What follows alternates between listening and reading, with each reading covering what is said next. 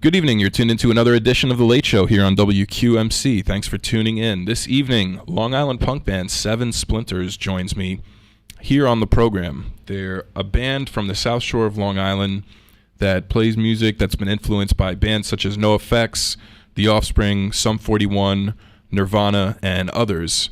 And I'm here with three of the four members, Mike Rosenfeld, Zach Brown, and Marv Giordano, who are here to do an interview and play some of their songs acoustic, as well as share some of their recent recordings. Welcome to the show, guys. Hey, how's it going, brother? It's great to have you on. Thanks for making the trip out from the South Shore. Thank you, Ben, for having us. Absolutely. Yeah, it's a pleasure. You guys, we were doing a sound check shortly before the show started, and you guys sound really good. That sounds like you've really developed a chemistry in playing with each other. Thanks, man. Thank you. I like to hear. This is like the first time I'm hearing that. It's really good. All right. Well, but that's good. That's good. Yeah. Zach, you mentioned to me that you actually founded the band in 2011. Is that correct? Yes. Well, Mike Rosenfeld and I founded it.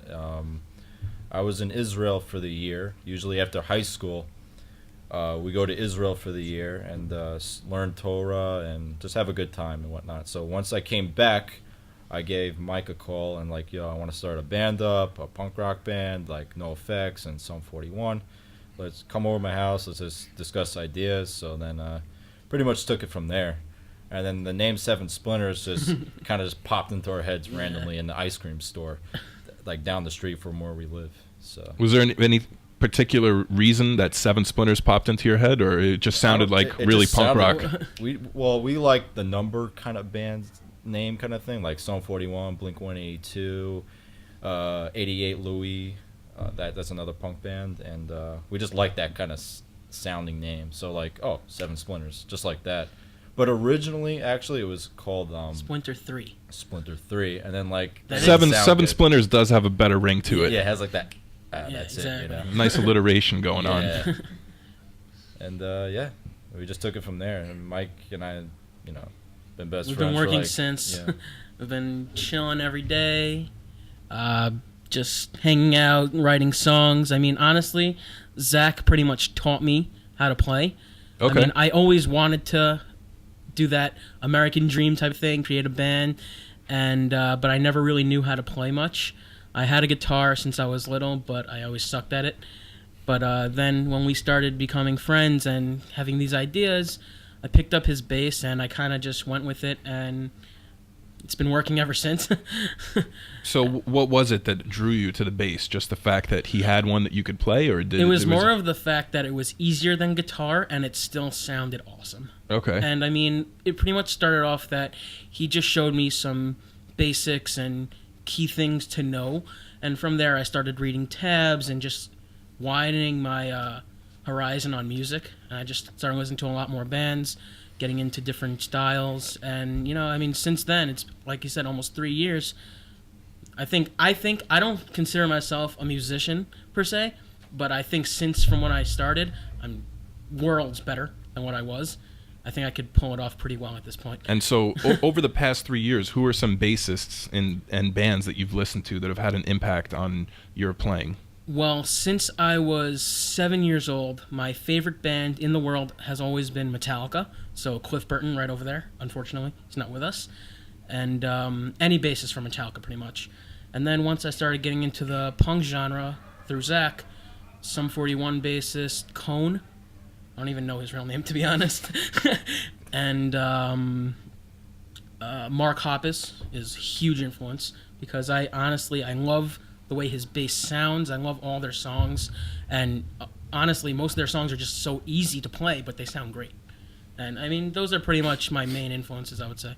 So, you guys got together, Zach and Mike, in 2011 and started this project. Was it just the two of you at first? Yes. Well, yes, it was just the two of us, and then we need a band. We need a drummer and another guitar player to make it a 4-piece. So originally, we had this kid, Bernard Sabag, who played drums. From my hometown. From his hometown, Oceanside. And we had my friend Josh Ween, who I went to high school with, lives in West Hempstead. And we kind of played our first show with those two guys. Didn't really work out so well. Chemistry didn't seem right.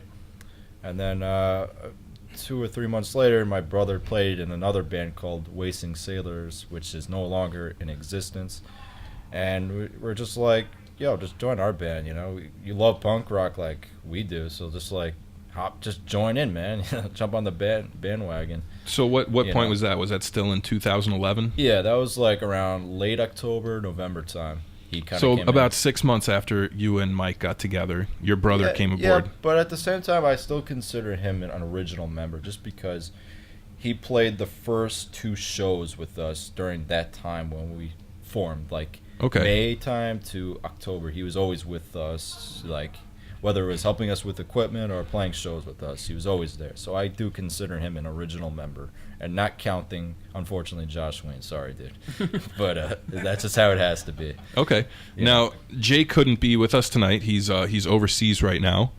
But so Jake is your brother and the second guitarist. Yeah. Now, at what point did Marv join as your drummer?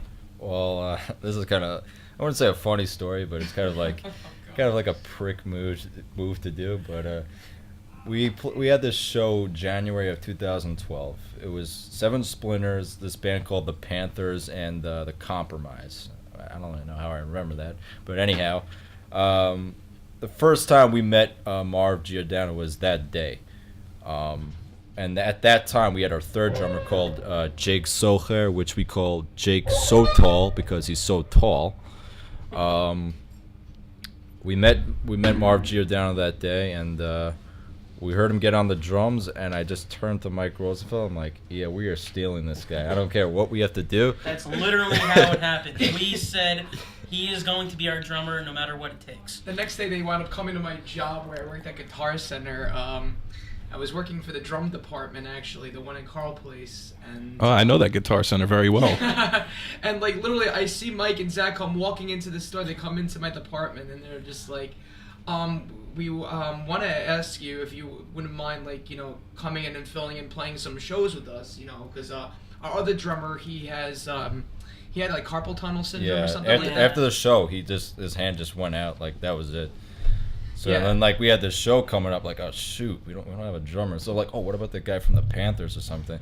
Yeah. Maybe we could try and like convince him to join our band or something. Yeah, so I mean, the first then, time yeah. I actually went to rehearsal, I went to Zach's house for rehearsal. I came in, set up my drums, and the chemistry just happened like right there. Like we just played like do our first song, and everything was just kind of like, holy cow, like this is absolutely amazing.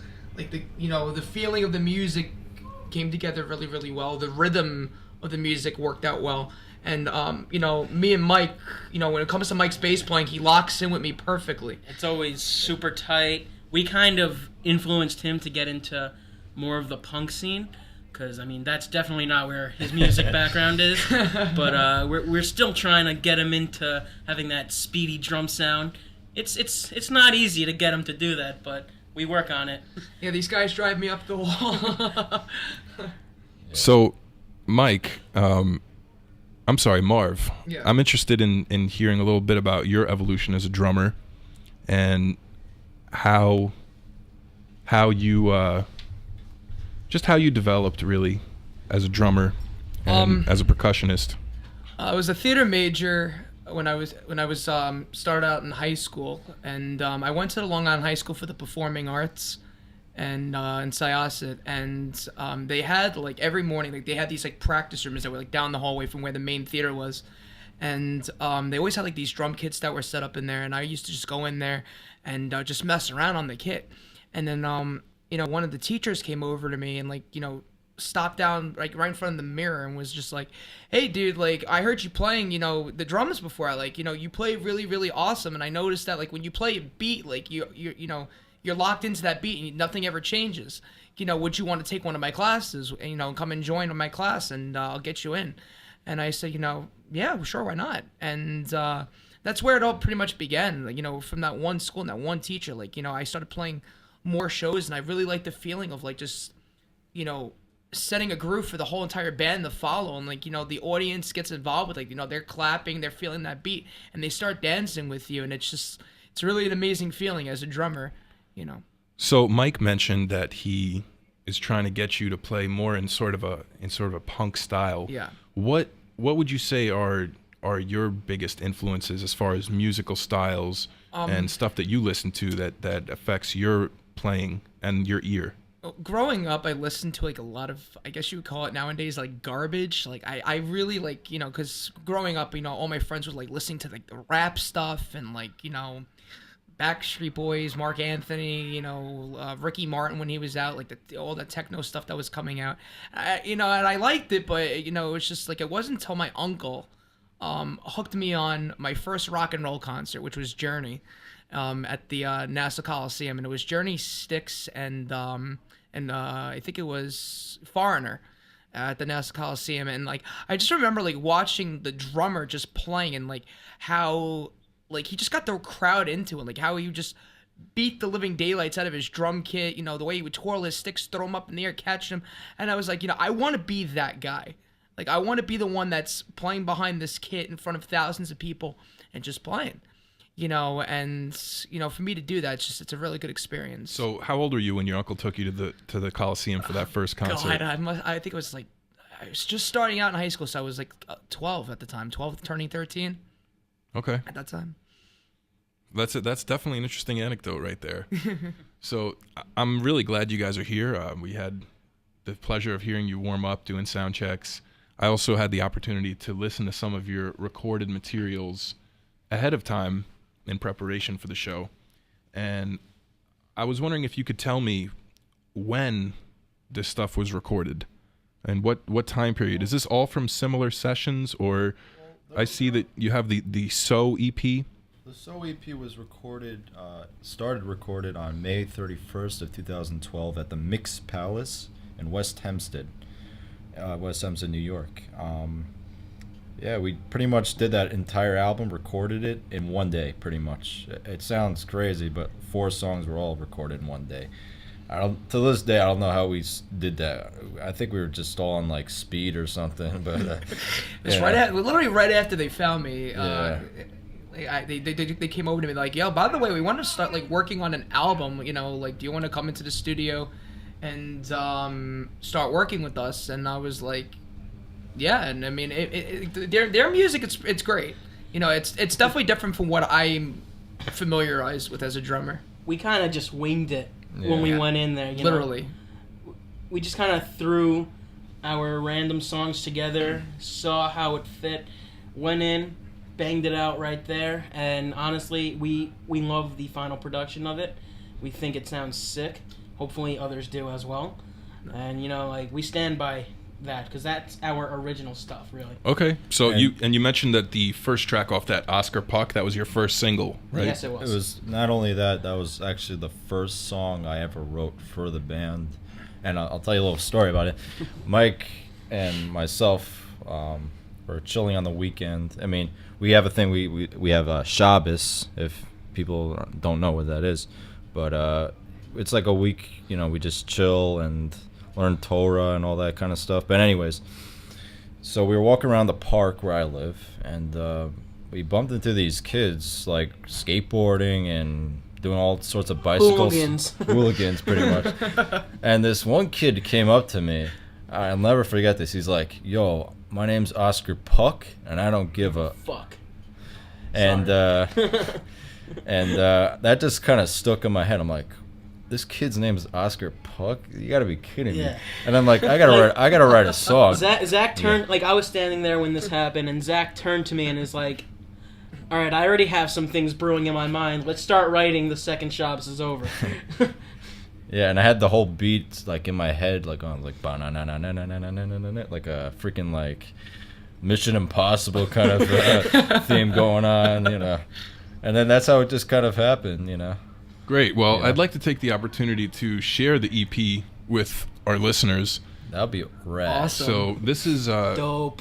This is 7SPLINTERS. This is their debut EP released in 2012. Yes, August 2012 of 2012. Yes. And the first track is called Oscar Puck. You're listening to 7SPLINTERS on WQMC.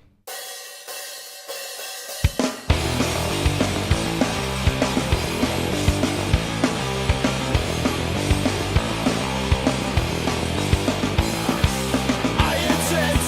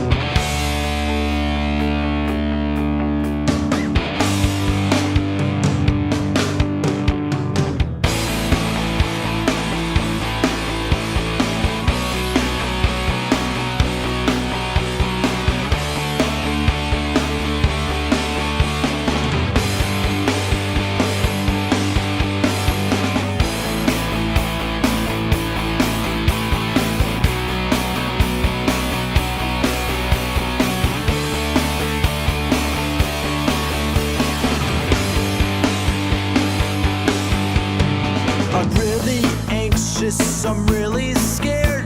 For once in my life, I actually cared. Today,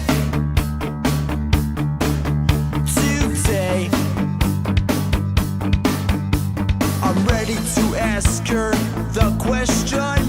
I told her to meet me by my car at noon. At noon.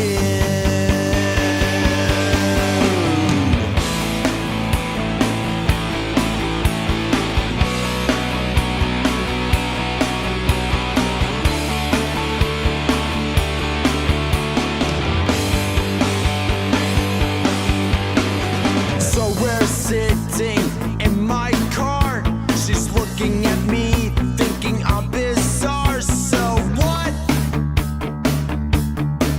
So what? She told me to wait a couple of days until it hits Sunday. So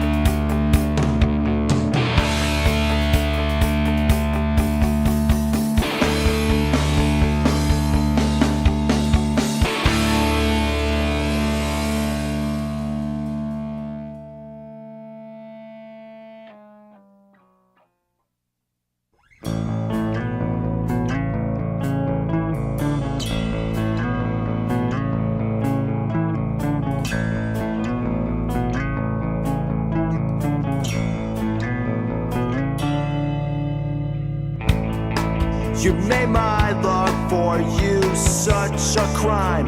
If you would've gave me the care and time, I wouldn't be down upon myself and place my heart upon a shelf.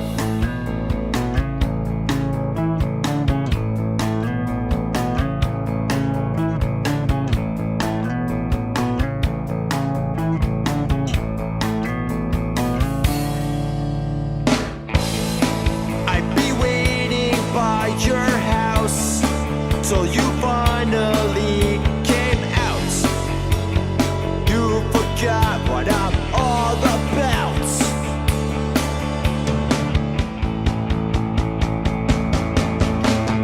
I don't believe what you've done to me, but what can I say? There's nothing. You've lost her. You've lost her.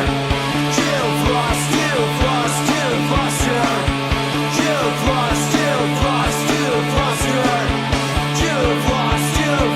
You've lost your touch.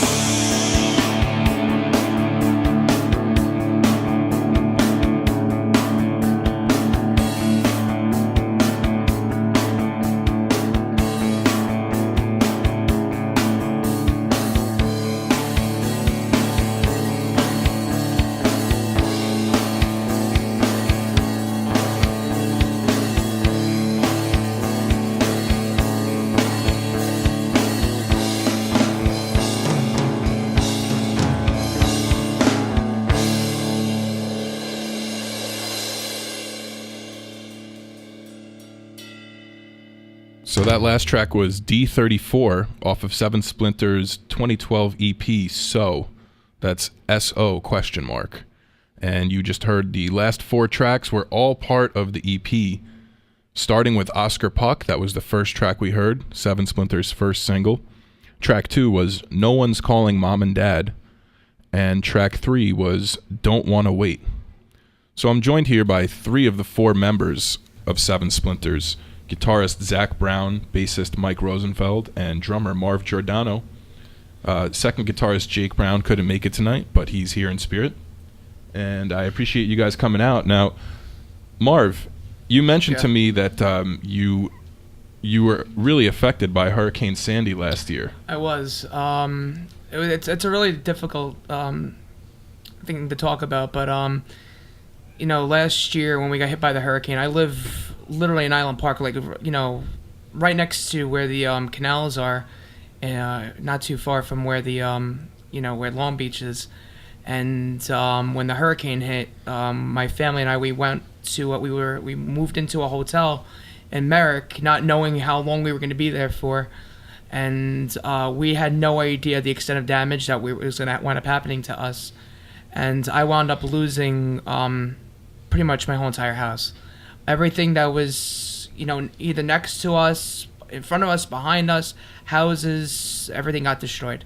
My next door neighbor's house got destroyed across the street, behind us, everything. We had about at least 7 feet of water in our house. Yeah. Wow, I'm really sorry to hear that, but there was a silver lining to that story. Yeah. Through it all, I have 2 drum sets at home. One I practice on, which is like an electronic kit, and then I have my acoustic one. And there's 2 parts of my house. There's a lower level, and then there's like a much higher level. And my acoustic set was actually on the other side of the house and didn't get hit by the water, fortunately. And if that would have happened, I really honestly don't think I would be working with the band right now or being in this room with you guys right now. It's incredible. Yeah. So despite the tragedy that was Sandy, thousands of people were affected. Yeah. And you were very personally affected as well as your family. Yeah. Miraculously, your drum set made it through the storm. Yeah, through the whole entire storm, I really didn't let anything like that get in the way of my music. Even when I was in the hotel and I didn't have a place to go or, wasn't able to go out and see my friends, I had my laptop computer with all the EPs on it and stuff like that, and I was able to, sit and listen to all the songs and, just kind of like air drum in the lobby of the hotel, even though people thought I was crazy at the time, they still kind of think I do. I kind of am and stuff, but, it kept me going. So what about the electronic drum set that was lost? Actually, no. The battery pack was up high enough that I was actually able to say that, but I lost my whole entire bedroom. I lost my car, and a lot of my friends wound up moving out of Island Park because of it. Some of them stayed, but kept me going through everything. Well, I'm really glad that at the very least that you were able to keep your drum sets and continue playing music. Yeah. And despite the tragic events of Hurricane Sandy and the tremendous loss and damage to property, it's amazing that what came out of that was that you were able to keep your set and continue to play music. So yeah, that was a good thing. It's an incredible story.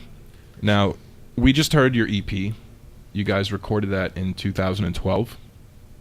Yes. You mentioned that you're working on an album that'll be called Talking Rubbish, which should have 10 tracks. When do you plan on releasing that? Right this moment, we're not really sure, but we're all planning to release it around the late spring, summertime. Yeah. Would be the best. So maybe by May, June, something like that? I would say around that time. That's a ballpark. Okay. Yeah. And we have 1 track that's unreleased that you've sent me that's completed. Is this the final version, mastered and everything? Yeah. This is the original track. Okay, so we have some new music here on WQMC for your listening pleasure.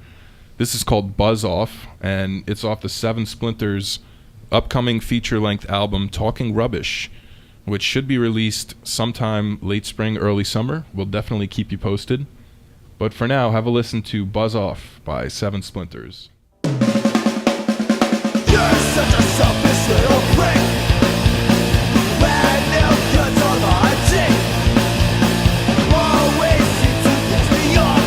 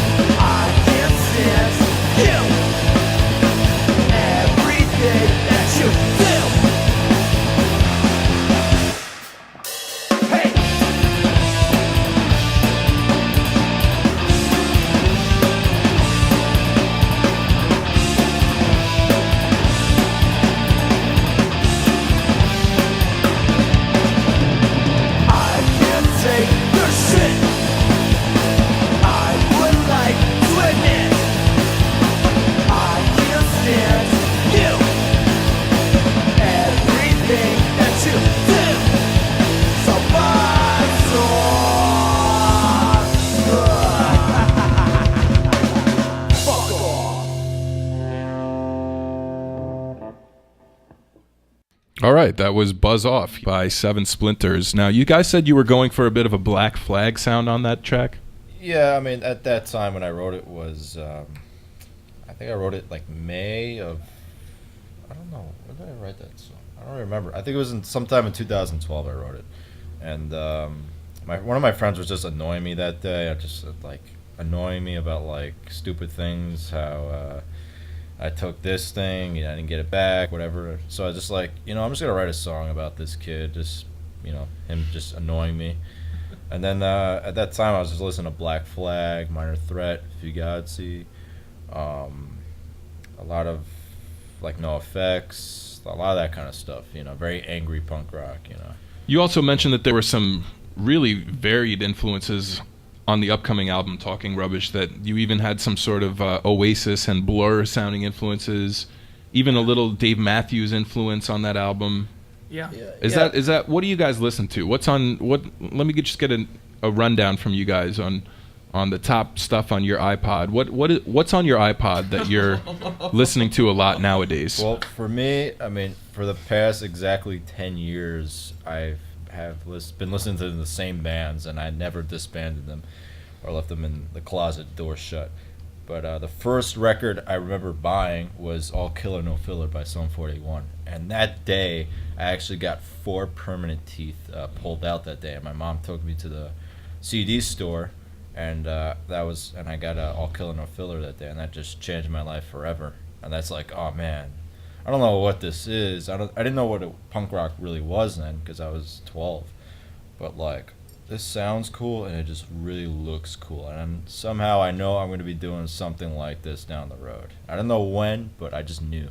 And then I got into Newfound Glory, then Blink-182, then Green Day, and then I got into the more faster punk rock bands like NoFX, Lagwagon, Pennywise. Keith Morris has a new band called Off, which is so good. And then I got into a little bit of metal thanks to my good friend Mike Rosenfeld, Metallica.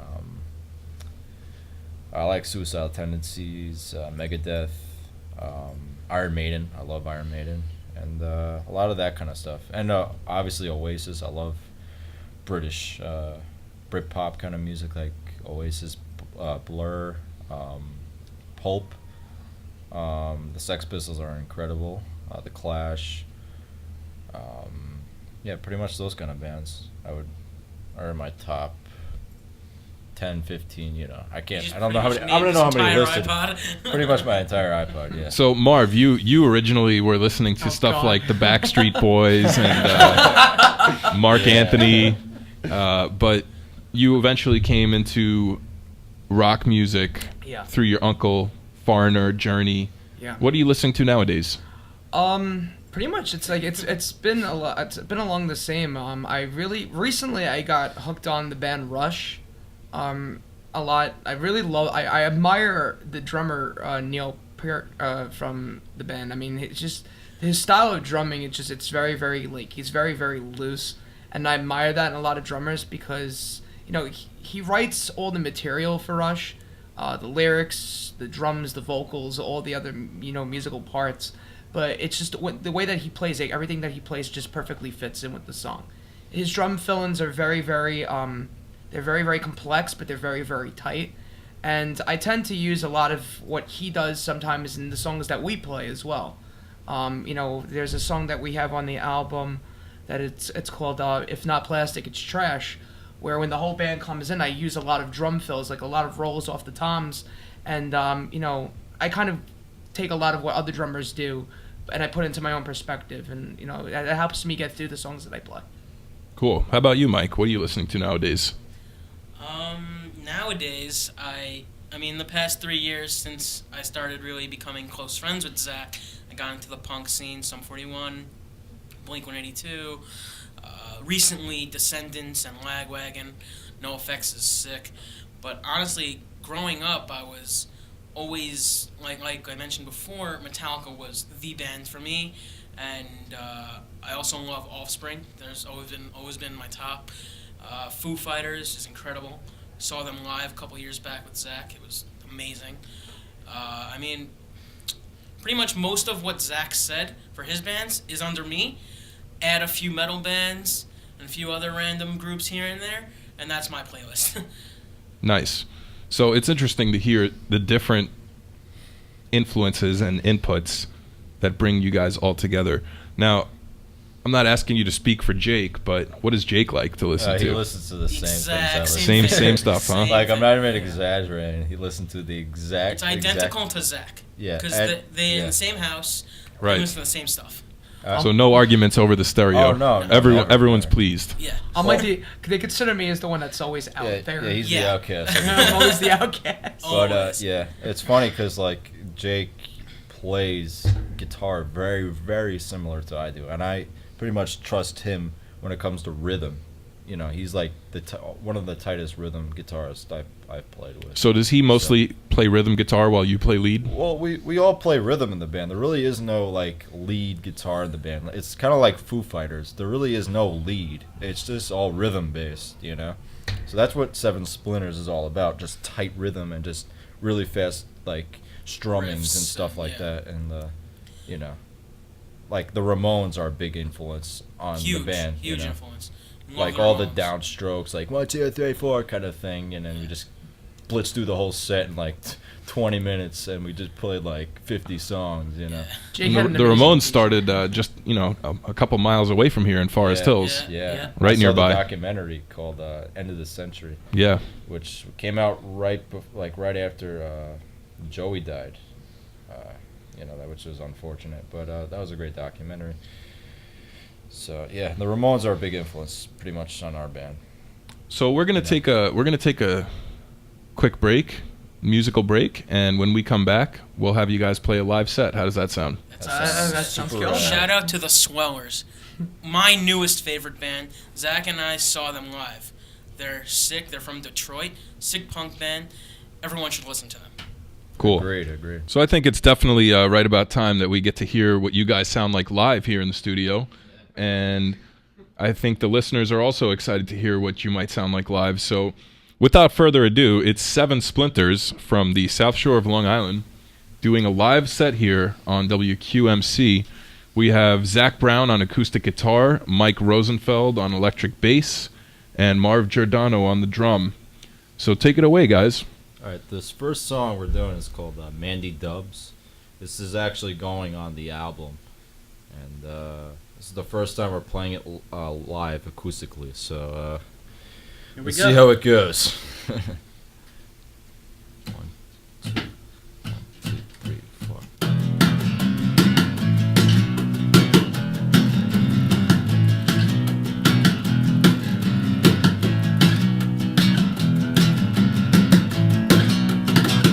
You're a liar, you're a cheat, you're a freak, that's who you are. You don't know anything, all you know is breaking my heart.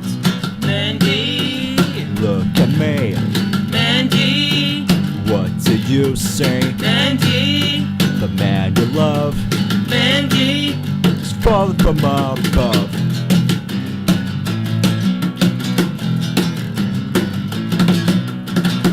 A month that's gone by, it means nothing. Just looking for a quick, soon you'll learn you're right out of luck. Mandy, Look at me, Mandy, what do you see? Mandy, The man you love Mandy. is falling from above.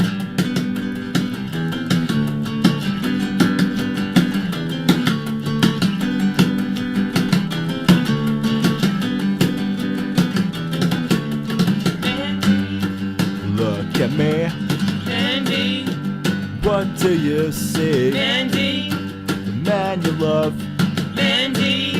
is falling from above.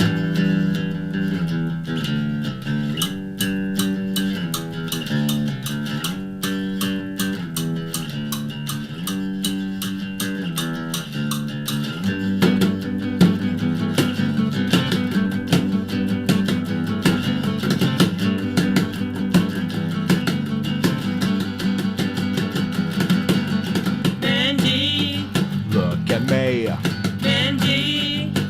Do you see Mandy, the man you love Mandy, is falling from above? Mandy, Fall from above. Mandy, Fall from above. Mandy, Fall from above. Mandy.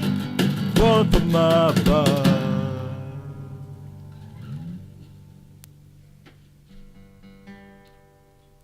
All right, that sounded pretty good.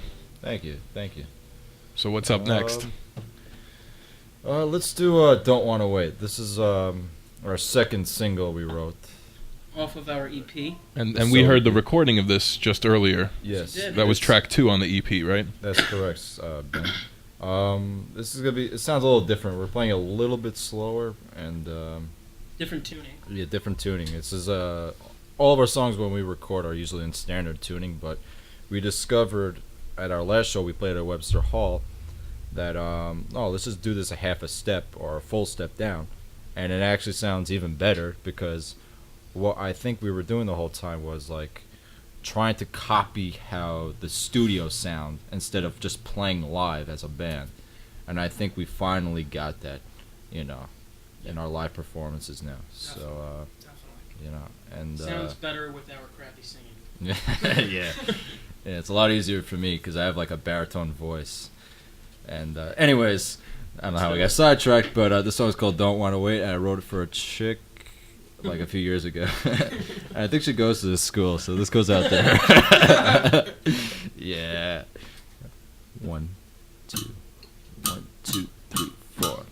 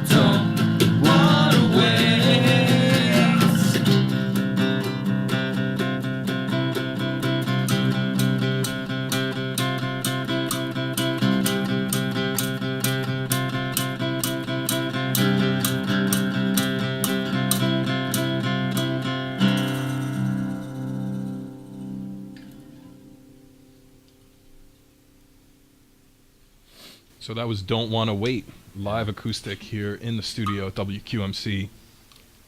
And, well, this next song we're going to play is, it's called D34. And I actually wrote this song about the same girl I wrote about Don't Wanna Wait. It's kind of like a post-breakup kind of song and how I felt about that individual.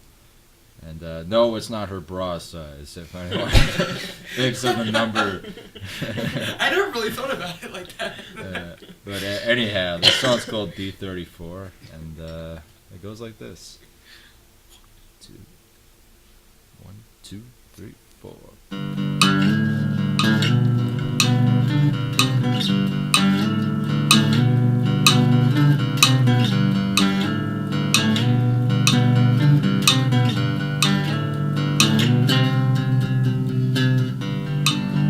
Made my love for you such a crime. If you would've gave me the care and time, would've put down upon myself and placed my heart upon a shelf.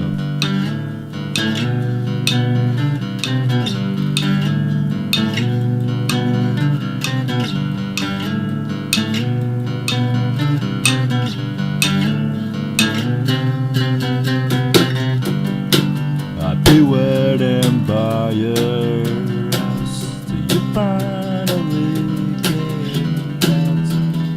You forgot what I'm all about.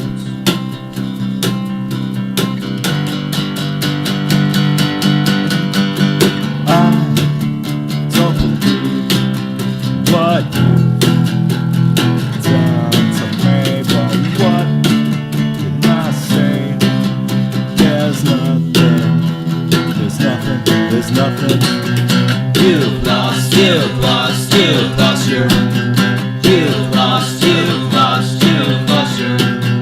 You've lost your. You've lost your. You've lost your.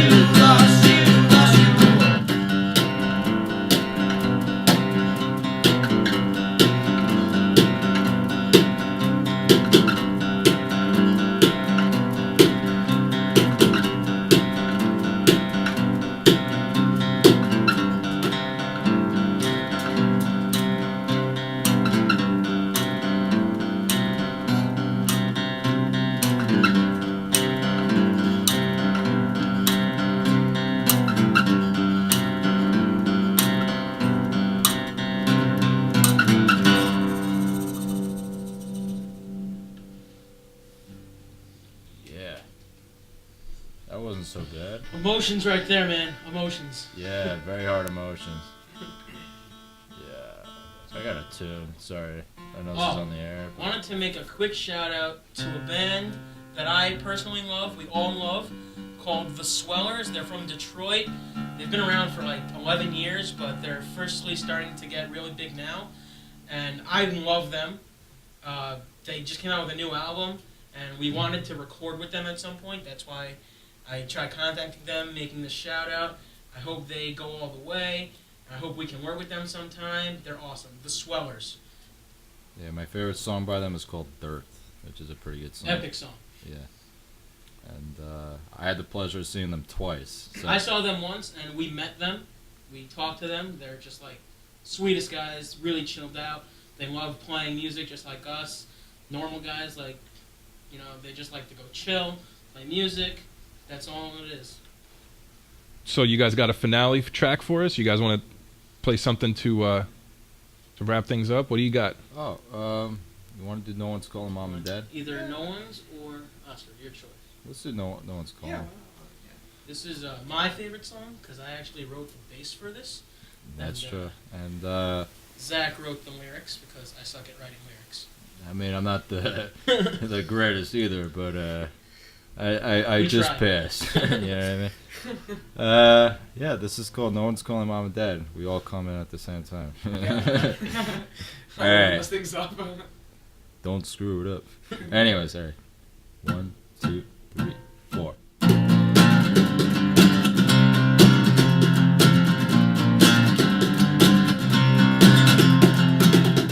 I could drink alcohol, lots drunk to even crawl. No one's calling my me if I'm not in bed. No one's calling, mom and dad. Tuck me in when I'm feeling sad. Yeah. Oh yeah.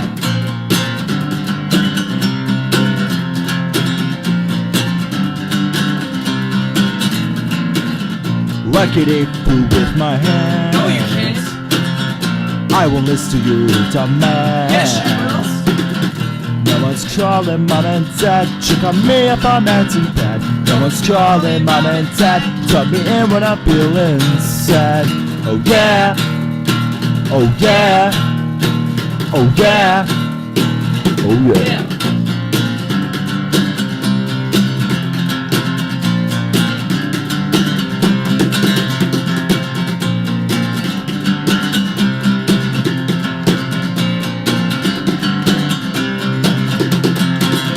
No one's calling mom and dad. Check on me if I'm acting bad. No one's calling mom and dad. Tell me in when I'm feeling sad.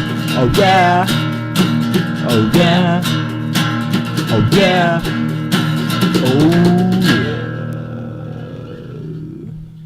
Oh yeah, that was 7SPLINTERS acoustic performance on WQMC. If you want to hear more from 7SPLINTERS, you can find them on Twitter, Instagram, Facebook, as well as YouTube. Type in 7SPLINTERS, the number 7, numeral 7, Splinters, SPLINTERS, 7SPLINTERS, and you can find their music videos up on YouTube. They have a video for Buzz Off, which we heard earlier off their upcoming unreleased album, Talking Rubbish, as well as Don't Wanna Wait and Oscar Puck. There are videos for those tracks from the original EP. So, guys, thanks so much for joining me this evening. Thanks for having It was a us. pleasure to have you here in the studio, and I definitely look forward to hearing the upcoming album, Talking Rubbish, and hearing more of what you put out and hearing your progression and development in the punk rock world. So thanks a lot, and congratulations on the upcoming album, and best of luck with everything. Thank you so much. I just want to say thank you, Sal, who engineered our Talking Rubbish album. He's good friends with you, I believe, Ben Starr. Sal was recently a guest on the program Yes, as well, Sal Luisi. He got us this event. He told us about it. He contacted you for us. So definitely a big shout out to him. He's a great guy, awesome engineer. He's really on top of what he does. And by the way, we have Willie Splinter. If you people don't know, he's our official dance member of the band. And he does all the dance moves in all of our music videos, concerts, and I consider him a bandmate, even though he doesn't play And a anything, friend. and a great friend. He's a good guy. So Aaron Wilzig on Facebook. He's single. yeah. For all those ladies out there. All right, well, thanks again, guys, for joining us, and Pleasure. once again, if you're interested in hearing more 7SPLINTERS, you can find them on Twitter, Instagram, Facebook, as well as YouTube. Thanks again, guys. Thank you. Good night, guys. Yeah.